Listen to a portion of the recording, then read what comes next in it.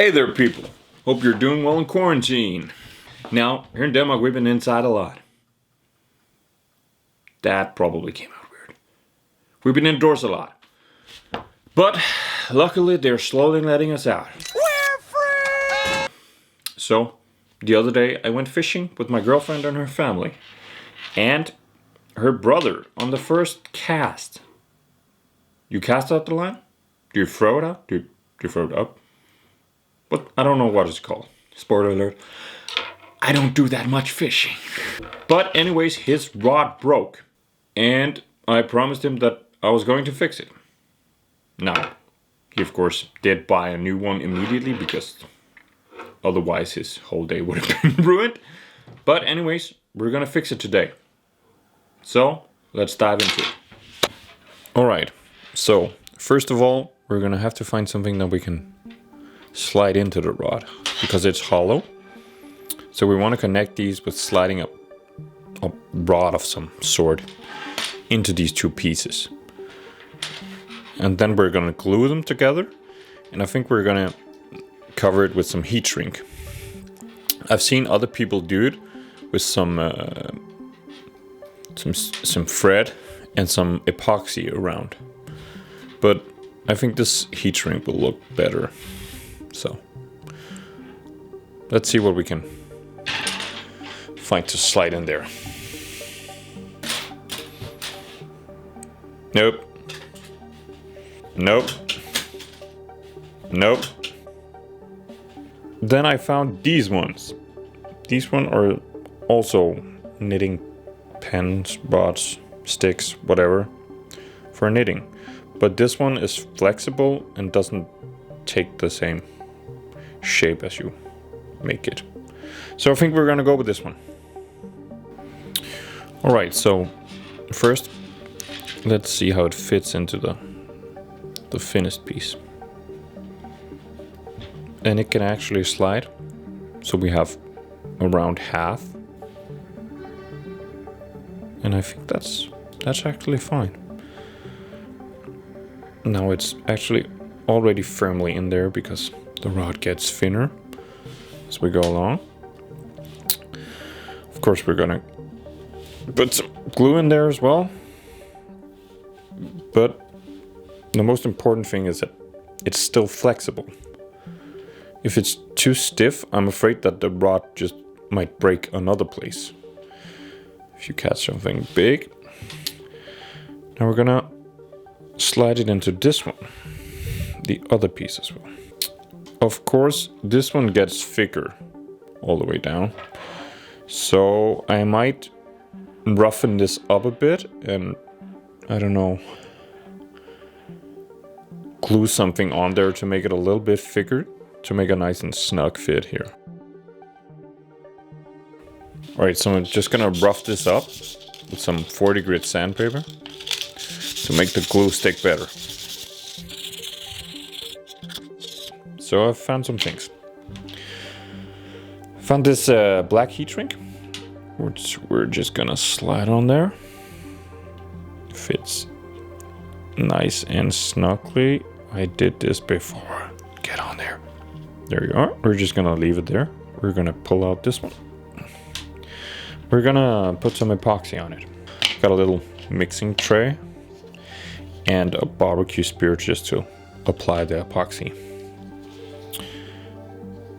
So let's just get some glue out there. That is probably more than enough.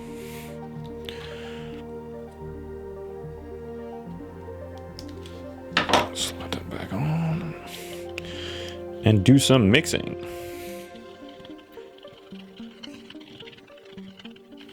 All right, I think that's good enough. If you notice, I've put on a cutting mat. And let's just, you know what? Let's just dip this thing in the puddle. Yeah. And then we can apply this.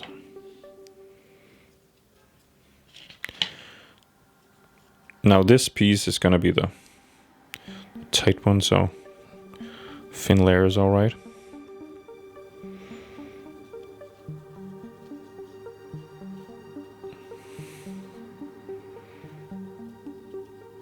I think that's enough. Right, let's just try and slide it in there. You should probably have some paper ready for all the excess glue coming out there.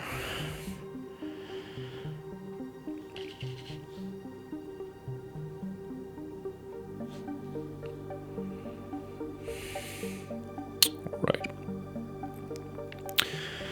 And now I just want to apply some more glue to the other end. Now this can be a figure coat, as if it's not that tight of a fit. Let's make sure to especially get it in this end, because it gets wider and wider as you go further down the rod.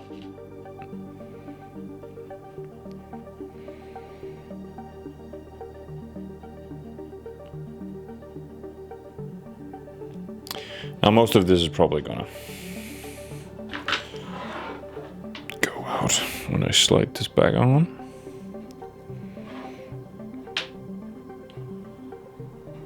Yeah. Totally is. Now, make sure that whatever broken piece you have, that it lines up. I had a little flaky thing. Just want to make sure that it matches completely, which it didn't, but seems to be now. And just hold it together. Now, I don't really know the time it takes for this to cure, but I'm guessing a couple of hours. So once I've just run this out and positioned it, I think I'm just gonna leave it there, because I don't want to put the heat shrink on before it's cured. I don't know if it will cure under the heat shrink, but I don't want to take that risk. Alright, so now the epoxy have cured for a couple of hours, and I can now touch it. It's still a bit moist or sticky. Just want to rub it down with some sandpaper and maybe give it a thin coat before I slide on the heat shrink and shrink it. This is some 100 grit sandpaper. I just want to get a little bit off.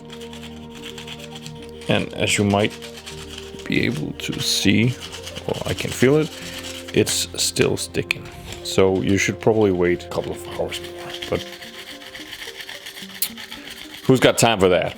Ain't nobody got time for that. I just want to make this thin enough so the heat shrink can slide right over, because I chose a very small piece of heat shrink. And I want to make sure that I don't take much more off than what this can cover. So, alright, so now I've sanded it down. It's pretty smooth now. And I can slide my heat shrink right across. So I'm gonna shrink it. Normally you would use a heat gun, but I don't have a heat gun, so I have this burner. So we're gonna use that. Just make sure to turn it down. There we go. I'm just making sure that everything's lined up, and we'll slowly heat this thing up.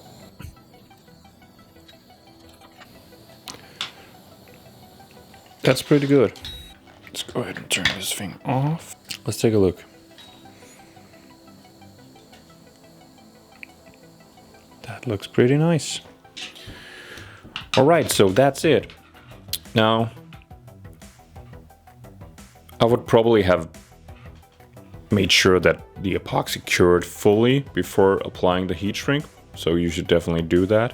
But I didn't have time to do that.